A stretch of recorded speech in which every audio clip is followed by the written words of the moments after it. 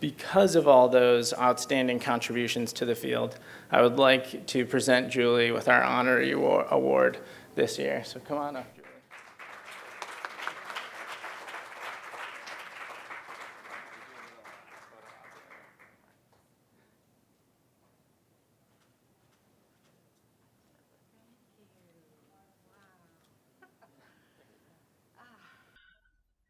Before I begin my talk, I just want to say thank you. I'm so humbled by this. I'm one of those people that goes up to my office every morning and puts my head down and quietly does my work. And every once in a while, I'm reminded of the lives that I touch, and it means a lot. I've got a talk prepared for you tonight with a slideshow, so if you'll bear with me, I'll try to set this up.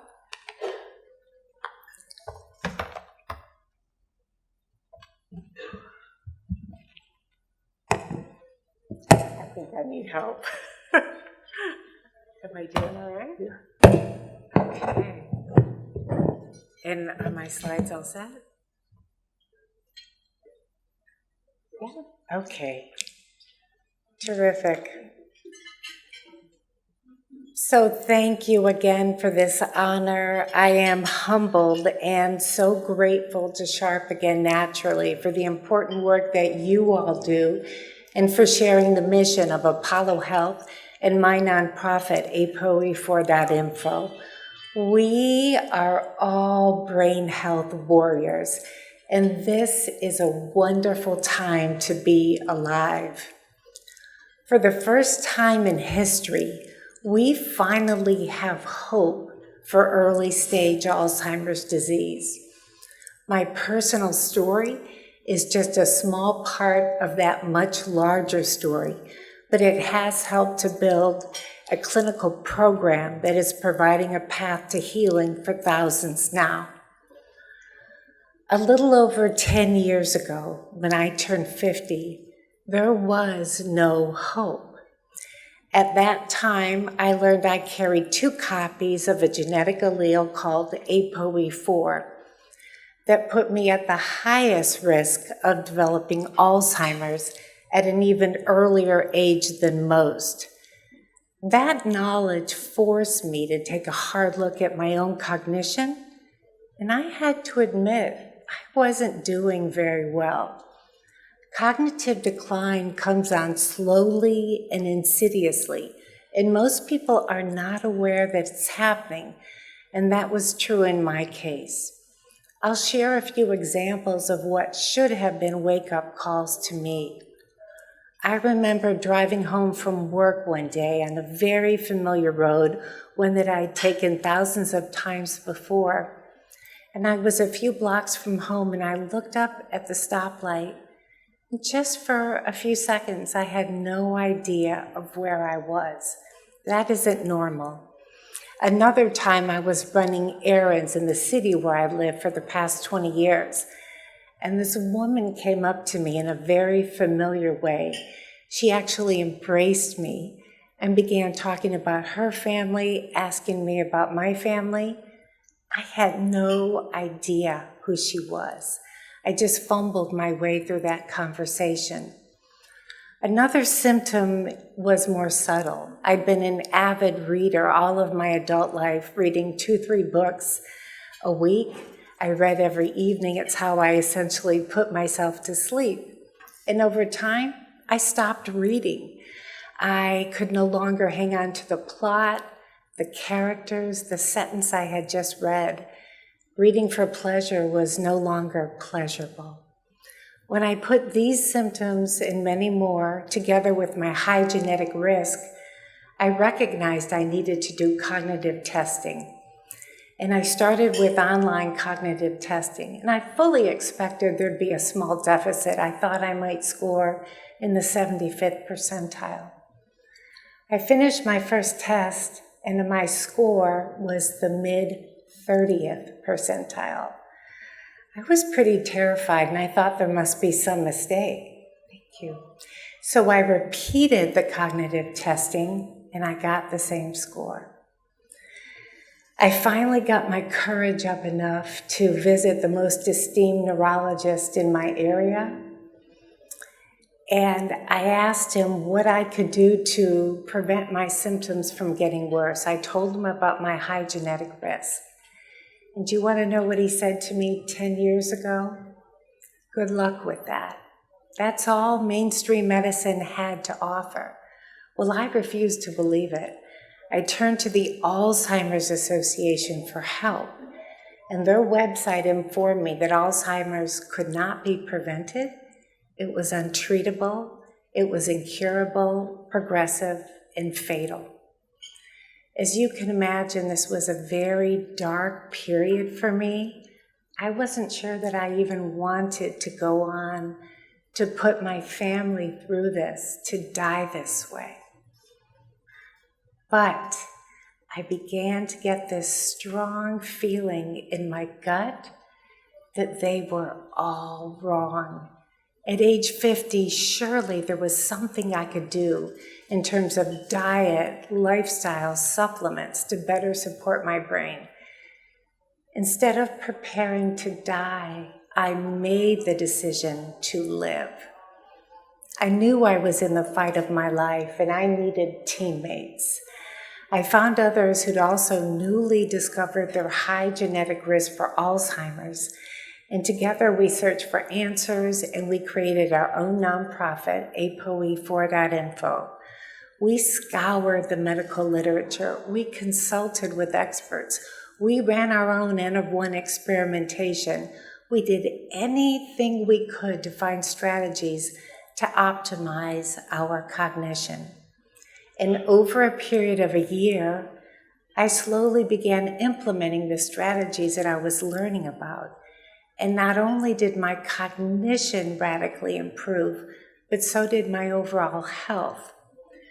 Prior to implementing all of these changes, I'd been dealing with many chronic health issues. Like many 50-year-olds, I had debilitating widespread body pain. I was dealing with a condition called mast cell activation. I had perimenopausal symptoms, severe hypoglycemia from insulin resistance, and more.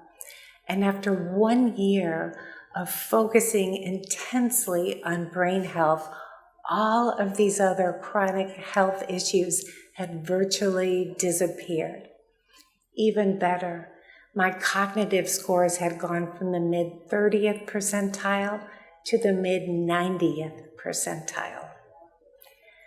Around this time, I came across a paper that changed my life. Reversal of Cognitive Decline, a novel therapeutic program by Dr. Bredesen. It described 10 case studies of people in the early stages of Alzheimer's disease who also adopted a personalized program to reverse their symptoms.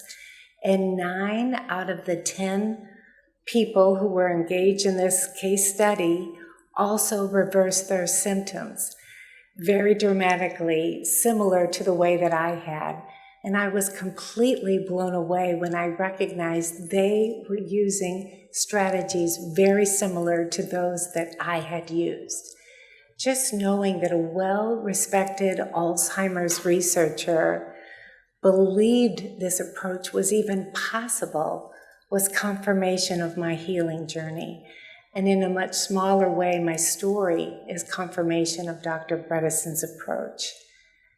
Like a weird fangirl, I sent an email to Dr. Bredesen. I told him my story, I told him about my nonprofit, and I was stunned when he responded. We spoke on the phone later that same day. He was so kind, so compassionate. But what I respected the most was he was very curious to learn about the strategies that I used to reverse my own cognition and the strategies that members of the ApoE4.info community were using. Ever since that phone call, in one way or another, Dr. Bredesen and I have been collaborating together. I was very honored to help Dr. Bredesen and his wife, Dr. Aida Lasheen Bredesen, write the best-selling book, The End of Alzheimer's Program. It outlines step-by-step how to practice the Bredesen protocol. And for those of you who aren't familiar, the Bredesen protocol is a personalized regimen that identifies and addresses all of the contributors to cognitive decline by analyzing an individual's biochemistry through blood labs. These contributors are then broken down into 6 specific subtypes of Alzheimer's disease. There's type 1, which is inflammatory. Type 1.5 is glycotoxic, and that's when insulin resistance or type 2 diabetes is driving the disease process. Type 2 is atrophic, and that's when there's a lack of hormonal support or nutritional support for the brain. Type 3 is toxic, type 4 is vascular, and type 5 is traumatic. And it's important to understand that most people, like me, have multiple subtypes. Very rare to just have one subtype. While each contributor must be specifically addressed, we foundationally heal all of the subtypes by using what we call the Bredesen 7 or B7. And these are the strategies that I use to heal my own cognitive decline. Each one of these strategies alone creates neuroplasticity, or the ability of the brain to heal following trauma. But when you put them together, there's a powerful synergy that occurs. I'm going to briefly introduce all 7 of these strategies to you in order of importance. And no surprise, nutrition is by far the most important strategy. We've developed a diet that becomes a lifestyle called KetoFlex 12-3. It's a heavily plant-based, mildly ketogenic approach. We prioritize lots of non-starchy vegetables from every color of the rainbow, preferably organic, local, and seasonal. An adequate amount of protein. Our top pick for protein is low mercury wild-caught seafood for the DHA and pastured eggs for the choline. We also encourage generous amounts of healthy fat, and we like high polyphenol extra virgin olive oil. We combine what is essentially a mildly ketogenic Mediterranean diet with a long daily fast. And for everyone, this should be a minimum of 12 hours with at least 3 hours before bed. We've recently partnered with Nutrition for Longevity to offer KetoFlex 12-3 as a meal delivery service. So if you're toying around with the idea of trying the Bredesen protocol, it's a great way to get started. Next up is exercise. We have a wealth of research to support this strategy. You've heard sitting is the new smoking? Well, it's sadly true. And one of the most important things we can all do is increase movement throughout the day.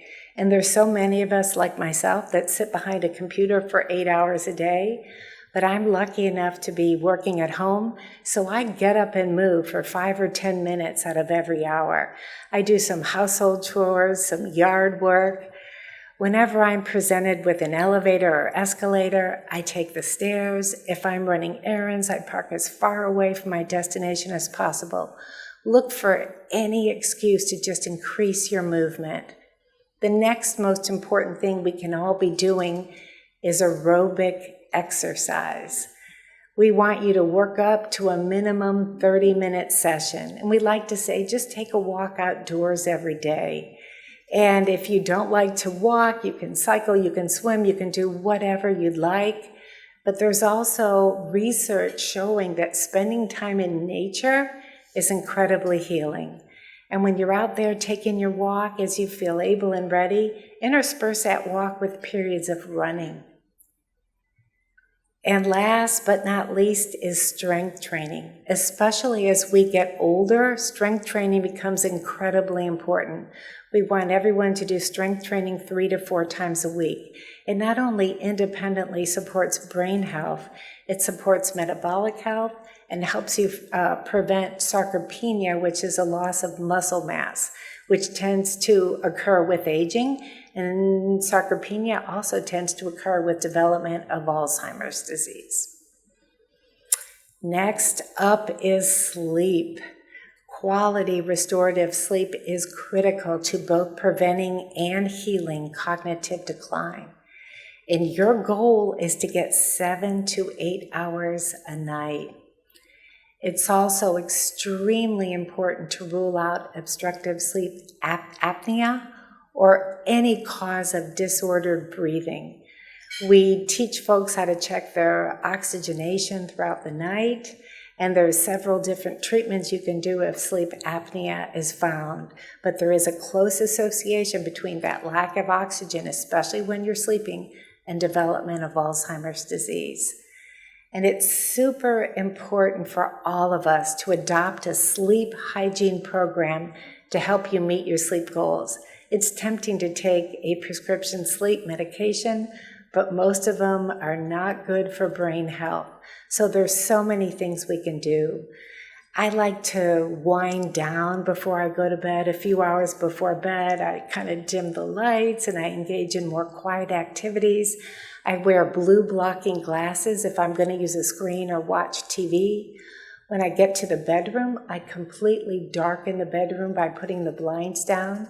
Your pineal gland needs complete darkness to produce melatonin, which will help you fall asleep and stay asleep. And these are just a few of the tips that could be a part of your sleep hygiene program. Next is stress management. We're learning that chronic, acute, unresolved stress is a strong contributor to cognitive decline. It can increase cortisol, and it can actually lead to brain atrophy. While we can't avoid stress, we can absolutely manage it. And one of the foundational strategies that we use at Apollo Health is mindfulness. And mindfulness is the ability to be fully present in a non-judgmental manner. And you're probably thinking, well, that's pretty easy, I can do that. But I promise you can spend a lifetime trying to perfect this practice. The vast majority of us spend a lot of real estate in our mind ruminating over past events or worrying about future events, and we're missing what's happening right in front of us. It's a wonderful stress management tool just to be fully present. But we're also finding that people who practice a B7 mindfully are more successful at sticking with the B7, and they're more successful in the protocol versus letting their thoughts just kind of go on autopilot. And here's a list of other stress management strategies that you could consider. You don't need to do all of these. Just pick one or two, whatever speaks to you, and try to incorporate it into your daily life. Next up is brain stimulation. Only in America does retirement mean sitting in a recliner and watching endless hours of television. That is the exact opposite of what we want you to do. We want you to stay socially active, to maintain your support system, to nurture your passion. You need to have a reason to get out of bed in the morning. It's also extremely important to engage in lifelong learning opportunities. If you think about it, most of us spend our adult years attaining our education, working, raising our families, fulfilling obligations. And it's not until we get to be older adults and you get close to retirement that you really have the opportunity to start to dive in to explore things you've always wanted to learn. So if you've always wanted to learn how to play guitar, take guitar lessons.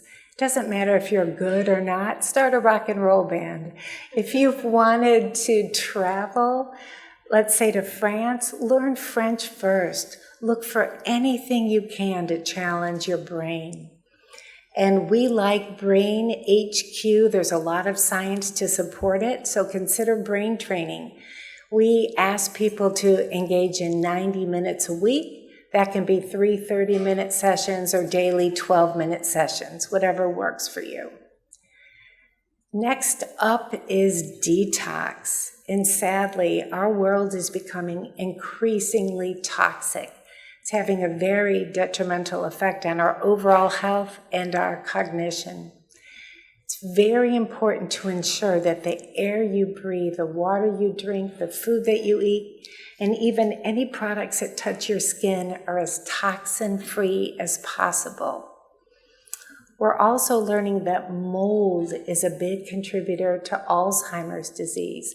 In some people, it chronically activates the innate immune system. And it's so important that we all ensure that our homes and our workplaces are free of mold.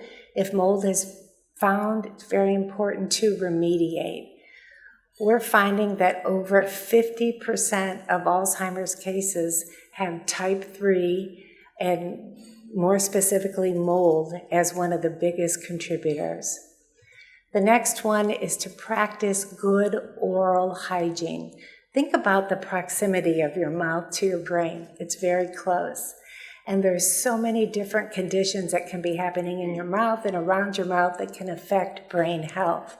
We put together protocols to address mercury amalgams, infected root canals, gum disease, and even cold sores from herpes simplex virus 1.